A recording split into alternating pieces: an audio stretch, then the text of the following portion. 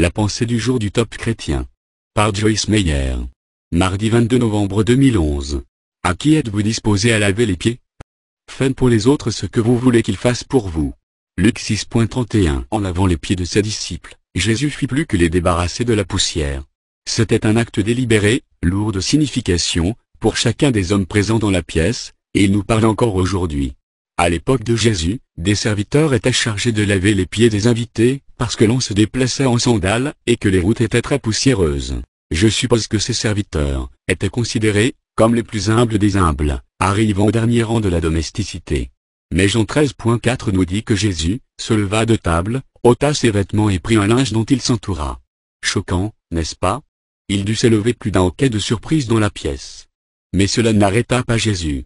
Il est dit au verset 5, ensuite il versa de l'eau dans un bassin, et se mit à laver les pieds des disciples, et à les essuyer avec le linge qu'il avait à la ceinture.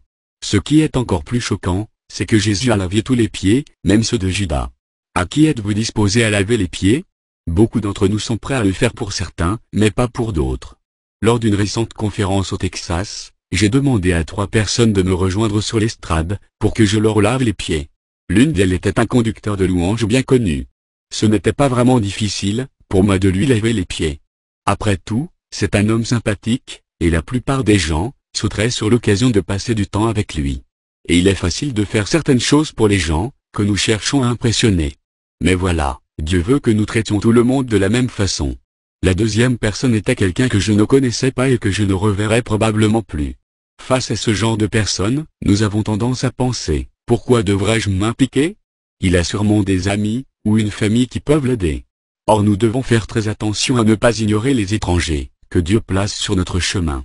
Il y avait une troisième catégorie de personnes, dont il m'a semblé devoir parler, la famille.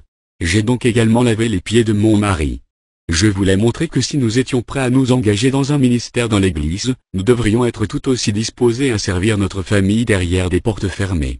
Tant de couples partent à la dérive, parce que les gens se marient avec l'idée que leur conjoint va rendre leur vie meilleure. Mais Dieu veut que nous abordions chacune de nos relations en nous demandant ce que nous pouvons apporter à l'autre. Jésus a dit, « Faites pour les autres ce que vous voulez qu'ils fassent pour vous. » Luc 6.31.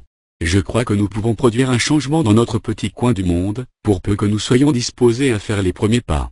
Dans Jean 13, lorsque Jésus terminait de laver les pieds de ses disciples, il leur dit, « Si donc je vous ai lavé les pieds, moi le Seigneur et le Maître, vous aussi vous devez vous laver les pieds les uns aux autres, car je vous ai donné un exemple afin que, vous aussi, vous fassiez comme moi je vous ai fait. » Jean 13, 14, 15.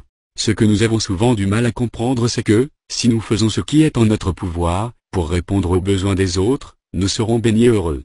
Une action pour aujourd'hui. Je vous encourage donc aujourd'hui à sortir de votre zone de confort, et à faire preuve de créativité. Essayez de trouver des moyens d'aider les différentes catégories de personnes, que Dieu place dans votre vie.